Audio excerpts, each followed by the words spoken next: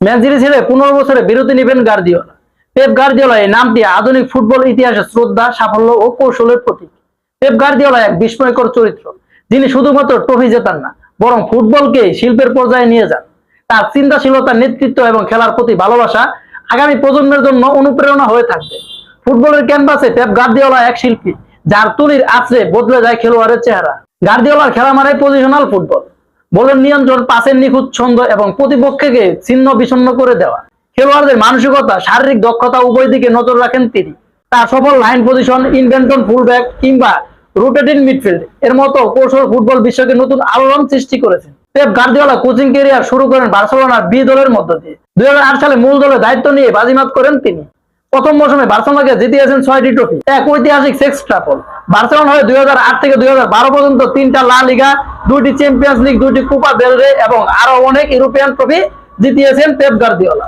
এরপর গার্দিওলা গন্তব্য ছিল বায়ার্ন মিউনিখ। 2013 থেকে 2016 পর্যন্ত জার্মান ফুটবলের আধিপত্য বিস্তার করেন তিনি। এরপর 2016-তে তিনি যোগ দেন ইংলিশ ক্লাব ম্যানচেস্টার সিটিতে।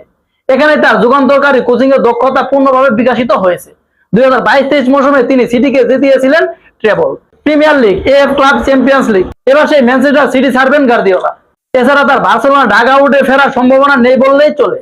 সাবেক বার্সেলোনা ও স্পেন জাতীয় দলের মিডফিল্ডার গার্দিওলা জানিয়েছেন, তার ক্যারিয়ার বার্সা অধ্যায়ে ফুল স্টপ পড়ে গেছে। যে কেউকে গার্দিওলা বলেছেন, আমি জানি ম্যানচেস্টার সঙ্গে চুক্তি শেষ, আমি বিরতি নেব। বলা ভালো, চূড়ান্ত সিদ্ধান্ত হয়ে গেছে। জানি না কত দিনের বিরতি নেব। এটা 1-2-3 দিন বা 1-2 বছরের নয়, এটা 15 বছরের হতে পারে। কারণ আমার একটু থামা দরকার, নিজের দিক, শরীরের দিক এবং সংসারের দিক মনোযোগ দেওয়া প্রয়োজন। ম্যান সিটির দায়িত্ব শেষে কাতালিয়ানে ফিরবেন গার্দিওলা। সেখানে তার পরিবার থাকে, যার অর্থ পরিবারের সঙ্গে থেকে বার্সার ডাগ আউটে দাঁড়ানোর সুযোগ থাকবে তার। কিন্তু পেপ জানিয়ে দিয়েছেন তিনি বার্সেলোনার কোচও হবেন না। এমনকি বার্সার প্রেসিডেন্ট হওয়ার জন্য তাকে অনেকবার বলা হয়েছে, কিন্তু তাতে তিনি রাজি হননি।